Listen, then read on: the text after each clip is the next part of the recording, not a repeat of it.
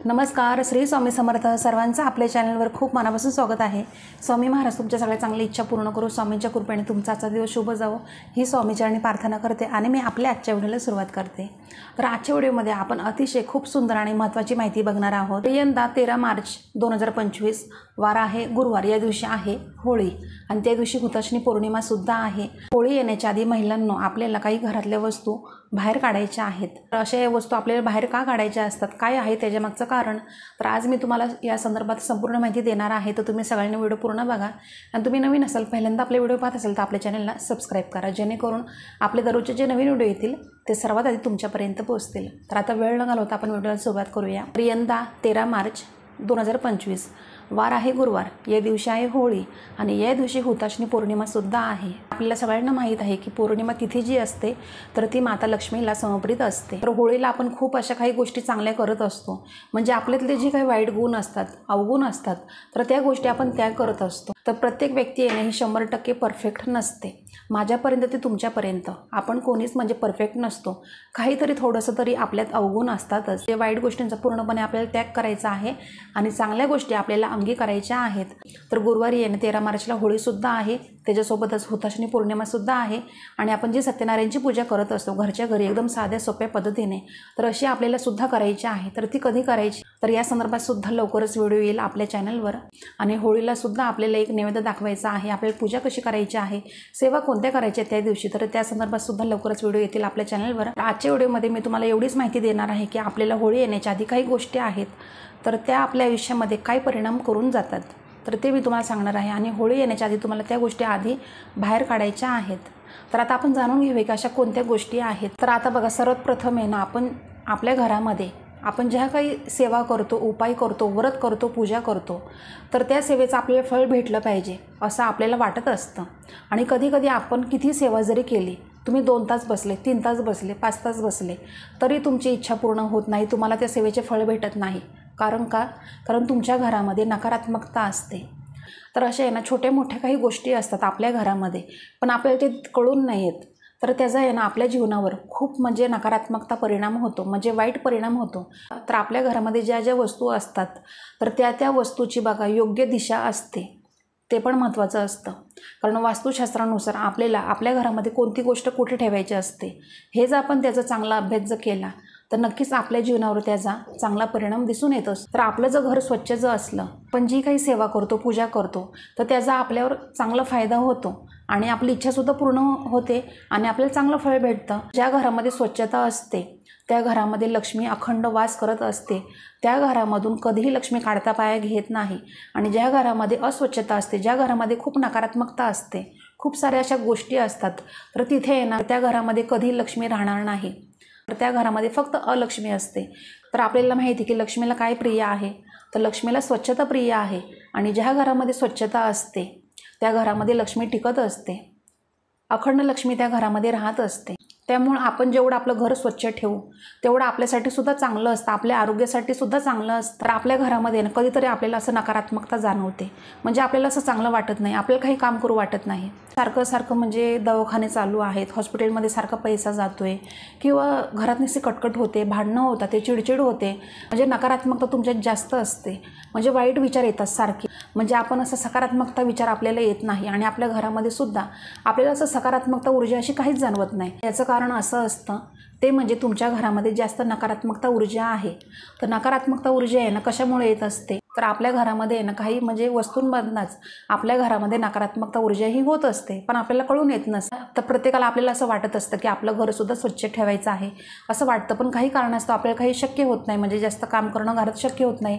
आपण जॉब करतो किंवा लहान मुलं असतात, म्हणजे काही अशा बऱ्याच गोष्टी असतात आपल्या, तर आपण आळस करतो, कंटाळा करतो. तर आपण आपल्या घरामध्ये जर लक्ष दिलं नाही तर बघा काय होतं, आपलं आरोग्य हे बिघडतं. म्हणजे आपल्या घरातल्यांचं, आपल्या कुटुंबाचं म्हणजे आरोग्य हे खराब होतं, सारखं दवाखान्यात आपल्याला जावं लागतं. तर हे असं कारण असतं. तर तुम्हाला सुद्धा जर वाटत असेल की आमचं आरोग्य चांगलं राहिलं पाहिजे, आमच्या घरामध्ये सुद्धा एक पॉझिटिव्ह वातावरण राहिलं पाहिजे, तर त्यासाठी आपल्याला काय करायचं असतं, स्वच्छता. तर असे काही विशेष दिन असतात, तर त्याच्या आधी आपण सगळी साफसफाई करत असतो आपल्या घरामध्ये. मला माहिती आहे तुम्ही करता, मी सुद्धा करते, पण माझं सांगायचं काम आहे म्हणून मी तुम्हाला सांगते. घरामध्ये आहे ना प्रत्येक गोष्टीची म्हणजे अशी एक ठराविक ऊर्जा असते, तर त्याचाच आपल्या जीवनावर, आपल्या आरोग्यावर एक चांगला किंवा वाईट परिणाम होत असतो. तर आता नीट लक्ष देऊन तुम्ही ऐका. तर आपल्याला अशा कोणत्या वस्तू आहेत की त्या आपल्याला आधी घराच्या बाहेर काढायच्या आहेत. तर या ज्या काही वस्तू मी तुम्हाला सांगणार आहे तर त्या वस्तू दिसायला छोट्या आहेत, पण त्या वस्तूंमधनं नकारात्मकता ही बाहेर पडत असते आणि त्याच वस्तू आपल्याला हानी पोचवत असतात. त्या घरातला जो पैसा असतो आपण कमवलेला, तर तो सुद्धा आहे ना पाण्यासारखा खर्च होत असतो आणि आपल्या घरात पाहिजे तसा पैसा येतो भरपूर, पण तो टिकत नाही. त्यामागचं हेच सगळं असं कारण असतं. तर अशा कोणत्या वस्तू आहेत तर त्या आधी आपल्याला बाहेर काढायचे आहेत. तर बघा, सर्वात प्रथम किचन. तर किचनमध्ये आपली भांडी खूप असतात. चिरलेली भांडी असतात, तुटलेले चमचे असतात, डबे असतात प्लॅस्टिकचे भरपूर. तर जे काही असे असतात ना, चिमलेली भांडी वगैरे, तुटलेले चमचे, परत चिमलेली अशी ग्लासं, वाट्या वगैरे, कप तुटलेले असतात बघा, त्याचे दांडे. तर आपल्या घरामध्ये अशा भरपूर वस्तू असतात. तर आपल्या किचनमध्ये पोटमाळा असतो, पोटमाळ्यावर सुद्धा भांडी असतात जुनी, तर ती सुद्धा आपण तिथं लक्ष देत नसतो. तर वर्षानुवर्षे ती भांडी अशीच राहतात, तरी आपण लक्ष देत नाही. आणि आपण जरा बाहेर गेलो कुठे तर आपण लगेच नवीन आणतो, म्हणजे नवीन आणण्याची आपल्याला हौस असते, पण घरातलं आपण जुनं काही काढत नसतो. तर सर्वात आधी तुम्हाला मी आता सांगितलं तशा वस्तू जर असतील तुमच्या घरामध्ये तर त्या तुम्हाला आधी बाहेर फेकून द्यायच्या आहेत. तर आपल्या घरामध्ये समजा एखादी व्यक्ती आली तर तिलासुद्धा आपल्या घरामध्ये असं चांगलं वाटलं पाहिजे, आपलं किचन हे चांगलं वाटलं पाहिजे, अशा पद्धतीने आपण किचन आपलं ठेवायचं असतं. तर आपल्या घरामध्ये किचनमध्ये जी भांडी चांगली असतील तीच आपल्याला ठेवायची आहे, आणि अशी तुटलेली असतील तर आधी आपल्याला ती बाहेर काढायची आहे.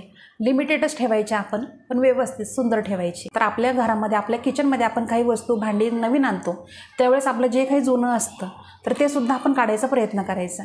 तर त्याने काय होतं तर आपल्या घरामध्ये लक्ष्मीसुद्धा प्रसन्न राहते. लक्ष्मी ही आपल्या घरामध्ये वास करते आणि अन्नपूर्णा मातासुद्धा आपल्या किचनमध्ये वास करत असते, असं असतं. त्यामुळे आपल्याला अशा काही गोष्टी असतील तर सर्वात आधी तुम्ही ते काढून टाका. कारण आता होळी येते आणि त्या दिवशी हुताशनी पौर्णिमासुद्धा आहे. तर आपल्याला बऱ्याच अशा सेवा करायच्या आहेत. तर आपण प्रत्येकजण सेवा पूजा करत असतो, उपासना करत असतो. तर त्या सेवेचं आपल्याला थोडं तरी फळ भेटावं असं तुम्हाला जर वाटत असेल तर सर्वात आधी तुम्हाला तुमच्या घरामध्ये किचनमध्ये लक्ष द्यायचं आहे. आपलं पहिलं झालं किचन, आता दुसरं आहे म्हणजे देवघर. तर आपल्या देवघरामध्ये बघा काही मूर्ती खंडित झालेल्या असतात, म्हणजे काही फोटो असतात किंवा मूर्ती असते तुटलेली असते. तर खंडित झालेल्या मूर्त्या पूजू नये आपल्या देवघरामध्ये असं म्हटलं जातं. आणि तुमच्या देवघरामध्ये जर एखादा फोटो असेल तुटलेला वगैरे नाही का, असं तडा गेलेला असेल तर तुम्ही तो तसंच ठेवलेला आहे. म्हणजे खंडित झालेल्या ज्या काही वस्तू असतात, मूर्ती किंवा फोटो, तर अशा गोष्टी असतील तुमच्या देवघरामध्ये तर सर्वात आधी तुम्हाला ते काढून टाकायचे आहेत. काय होतं हे सगळ्यात वाईट असतं, आपल्याला बरेच संकटांना सामोरं जावं लागतं अशा गोष्टींमुळे. तर देवघरामध्ये नको असलेल्या वस्तू असतील, खंडित झालेल्या मूर्ती, फोटो, तर अशा काढायच्या आहेत. आणि तुम्हाला काय करायचं आहे तर पाण्यामध्ये तुम्हाला प्रभावित करून द्यायचे आहेत. त्यानंतर आता तिसरं असं आहे ते म्हणजे कपडे. तर बघा आपल्याला कपडे घेण्याची खूप हौस असते. आपल्याला जे कपडे येत नाही ते सुद्धा आपण ठेवत असतो. तर आपण नवीन कपडे आणतो, पण जुनी आपल्याला जी येत नाही ती सुद्धा आपण घरामध्ये तशीच ठेवत असतो. तर तुमच्या घरामध्ये अशी फाटलेली कपडे असतील किंवा अशी तुम्हाला येतच नाही आहे ती सुद्धा कपडे असतील तर सर्वात आधी तुम्हाला ती बाहेर काढायची आहे. कारण आपल्या घरामध्ये जर जुने कपडे असतील तर त्या कपड्यांमुळे सुद्धा आहे ना नकारात्मकता ऊर्जा ही निर्माण होते, त्याच्याने सुद्धा आपलं आरोग्य चांगलं राहत नाही. आणि आता त्याच्यानंतर आहे ती म्हणजे चप्पल. तर बघा चप्पल ही सगळ्यात नकारात्मकता वस्तू असते, तर ही चांगली नसते. आपण कधी कोणाची चप्पलसुद्धा घालायची नसते, हे सगळ्यात वाईट असतं. कारण काय होतं एखाद्याची साडेसाती जर असेल तर आपण त्या व्यक्तीची चप्पल घातली तर त्याची साडेसाती आपल्या मागे येते, हे याचं कारण असतं. तर आपण कधी कोणाला चप्पल द्यायची नसते आणि आपण एखाद्याची चप्पल घालायची नसते, हे याचं कारण असतं. कारण चप्पल ही सगळ्यात नकारात्मकता असते. आणि तुमच्या घरामध्ये चप्पल तुम्हाला ज्या चांगल्या आहेत त्याच ठेवायच्या आहेत. काय होतं कधी कधी सँडल तुटलेले असतात तरी आपण ठेवतो, चप्पल ठेवतो, शूज आपल्याला येत नाही तरी आपण तसंच ठेवतो. आपण नवीन आणतो पण जुना आपण काही काढत नाही. त्यामुळे सर्वात आधी तुम्हाला तुमच्या घरामध्ये चप्पलसुद्धा सगळे व्यवस्थित चांगल्या ठेवायच्या आहेत. आणि जर तुम्हाला येत नसेल किंवा असे तुटलेले असतील तर सर्वात आधी तुम्हाला ते बाहेर फेकून द्यायच्या आहेत. आणि मुख्य दरवाजासुद्धा आपल्याला सुशोभित ठेवायचा आहे, स्वच्छ ठेवायचा आहे. बघा आठवड्यातून एक दिवस तुम्ही असं वार ठरवा आणि तुमचा मुख्य दरवाजा तुम्ही स्वच्छ करत जावा. काय होतं सारखी आपल्या घरामध्ये सुद्धा धूळ येत असते आणि आपल्याच दरवाज्यावर मुख्य दरवाज्यावर जर धूळ असेल, नकारात्मकता असेल तर आपल्या घरामध्ये लक्ष्मीसुद्धा प्रवेश करत नाही. आणि तुमच्या घरामध्ये समजा असे काचेच्या वस्तू असेल तुटलेल्या किंवा असा आरसा असेल तडा गेलेला तर तो सुद्धा तुम्हाला आधी दुरुस्त करायचा आहे. तुम्हाला आधी त्या वस्तू बाहेर काढायच्या आहेत. त्याने सुद्धा आपल्या जीवनावर एक वाईट परिणाम होत असतो. आपल्या आयुष्यामध्ये खूप अडचणी निर्माण होत असतात, त्याच्यामुळे आपलं आरोग्यसुद्धा खराब होत असतं. तर त्याच्यानंतर सर्वात महत्त्वाचं आहे ते म्हणजे ग्रंथ. तर आपल्याला खूप हौस असते, आपल्याला कोणी एखाद्याने सेवा सांगितली किंवा एखाद्याने असं सांगितलं की हा ग्रंथ आण, तो ग्रंथ आण, आपण आणतो. तर आपण आपल्या घरामध्ये खूप असे ग्रंथ आणून ठेवतो पण आपल्याकडनं ते काही वाचन होत नसतात. असं कारण असतं. तर त्याच्यावर धूळ बसते तर तीसुद्धा तुम्हाला स्वच्छ करायची आहे. आणि बघा फाटलेले ग्रंथ असतात, त्याचे कवर वगैरे फाटलेले असतात, तर ते सुद्धा तुम्हाला लगेच दुरुस्त करून घ्यायचे आहेत. असं तुम्हाला करायचं आहे. कारण कधीही आपल्या घरामध्ये कोणते फाटलेले ग्रंथ असे ठेवू नये असं म्हटलं जातं. त्यामुळे तुमच्या जर घरामध्ये अशा काही वस्तू असतील तर त्या तुम्हाला आधी घराच्या बाहेर काढायच्या आहेत. आणि त्याच्यानंतर इलेक्ट्रॉनिक वस्तू. तर इलेक्ट्रॉनिक वस्तू आपल्या घरामध्ये भरपूर असतात. तर ज्या वस्तूंचा काही उपयोग नाही त्यासुद्धा आपण ठेवून देतो, तर ते सुद्धा चांगलं नसतं. आपल्या घरात ठेवणं त्या वस्तू चांगलं नसतं. तर अशा काही वस्तू असतील, तर गंज लागलेल्या किंवा तुटलेल्या अशा वस्तू असतील इलेक्ट्रॉनिक, तर तुम्हाला त्या बाहेर काढायच्या आहेत. आणि फॅनसुद्धा बघा, फॅनसुद्धा आपला स्वच्छ असावा. आणि आता सगळ्यात महत्त्वाचं आणि शेवटचं असं आहे ते म्हणजे घड्याळ. तर बंद घड्याळ कधी आपल्या घरामध्ये ठेवू नये असं म्हटलं जातं. त्याने आपली प्रगती कधीच होत नाही. काय होतं, आपण असा विचार करतो की आता घड्याळ बंद पडले ना, जाऊ दे, कशाला आपण काही त्याच्याकडे बघायचं असं वाटतं. आपल्याकडे मोबाईल आहे, त्याच्यामध्ये आपल्याला टाईम दिसतोय. आपण जर टी व्ही चालू केला त्याच्यामध्ये आपल्याला टाईम दिसेल, म्हणजे आपण असा विचार करतो. हे अतिशय चुकीचं आहे. बघा, बंद घड्याळ आपल्या घरामध्ये ठेवू नये. कधीही घड्याळ आपल्या घरामध्ये चालूच पाहिजे. हे याचं कारण असतं. काय होतं, त्याने तुम्हाला मी आधी सांगितलं की आपली प्रगती होत नाही, तुमची कोणतीच कामं होणार नाही, सगळ्या कामामध्ये तुम्हाला अडथळे येणार. तुमच्या घरामध्ये जर अशा काही वस्तू असतील तर त्या तुम्हाला आधी बाहेर काढायच्या आहेत. आणि बघा, त्याच्यानंतर समईसुद्धा, तुटलेली समई वगैरे असते तीसुद्धा तुम्हाला घरामध्ये ठेवायची नाही आहे, तीसुद्धा तुम्हाला बाहेर काढायची आहेत. तर आता मी तुम्हाला जे काही सांगितलं आहे तर आता तुम्हाला समजलं असेल की अशा काही वस्तू असतील तर ते तुम्हाला आधी बाहेर काढायच्या आहेत. आणि बघा, या सगळ्या वस्तूंचा आपल्या जीवनावर खूप वाईट परिणाम होतो. आपलं जर घर स्वच्छ असलं तर काय होतं, आपल्याला खूप असं प्रसन्न वाटतं, पॉझिटिव्ह वाटतं, असं होतं ना. आणि ज्यावेळेस बघा तुमचं घर स्वच्छ नसेल, तुम्ही एखाद्या दिवशी फरशी पुसू नका, 2 दिवस 3 दिवस पुसू नका. तुम्हाला काय फील होतं ना, तुम्ही स्वतः विचार करा. तर सगळं आपल्या महिलांच्या हातामध्ये असतं. आपण किती जरी बिझी असलो, आपण जॉबला असो, आपली लहान पोरं असली तरी आपल्याला आपल्या घरामध्ये लक्ष देणं हे भागच आहे, आपले कर्तव्यच आहे. त्यामुळे बघा, थोडा तरी वेळ काढून सणासुदीच्या दिवशी तरी निदान आपण सगळी आपल्या घरामध्ये स्वच्छता ही केलीच पाहिजे. आता होळीला फक्त 4-5 दिवस राहिलेले आहेत शिल्लक. तर तुम्ही या 4-5 दिवसामध्ये साफसफाई नक्की करून घ्या. तुमच्या घरामध्ये स्वच्छ घर ठेवा.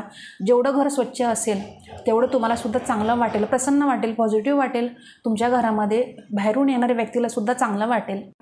त्यामुळे बघा, आपलं जर घर स्वच्छ असेल तरच आपण जी काही उपासना करतो, सेवा करतो, पूजा करतो, त्याचं फळ आपल्याला भेटणारच आहे ना. तर आता तुम्हाला समजलं असेल. आणि जरी तुमच्या काही शंका असेल, काही प्रश्न असेल तर आपल्या व्हिडिओच्या कमेंट बॉक्समध्ये कमेंट नक्की करा. तर आजच्यासाठी फक्त इतकंच. तर तुम्हाला व्हिडिओ आवडला असेल आजचा तर आपल्या व्हिडिओला लाईक करा, शेअर करा, सबस्क्राईब करा आणि कमेंट करायला विसरू नका. तर आपण दररोज अशाच नवीन व्हिडिओमध्ये भेटत जाऊ. तर आजचे व्हिडिओ मी आपल्या स्वामी समर्थ महाराजांनी रुजू करते आणि इथंच थांबते. धन्यवाद. श्री स्वामी समर्थ.